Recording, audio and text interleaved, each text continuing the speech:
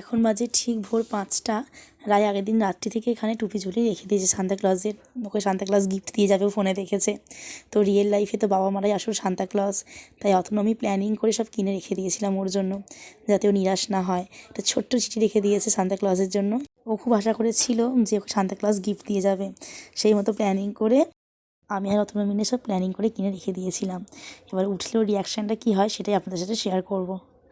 আনন্দটাই আমাদের কাছে অনেক অনেক বড়। ওর মধ্যে সকাল 7টা। কত কি দিয়ে গেছে ওর দেখে মুখে, কত কি দিয়ে গেছে। ওয়াও, উড়ি বাবারে উড়ি বাবারে, আস্তে আস্তে আস্তে আস্তে ছিঁড়ে যাবে ছিঁড়ে যাবে। এখন বাজে ওই সকাল 7টা মতো। দেখতেই পেলেন ওর রিয়াকশানটা। ও উঠেই জাস্ট চমকে গেছে যে এর কোথাও ঝোলানো আছে মাথার কাছে। আর এই যে একটা কেক অর্ডার দেওয়া হয়েছিল।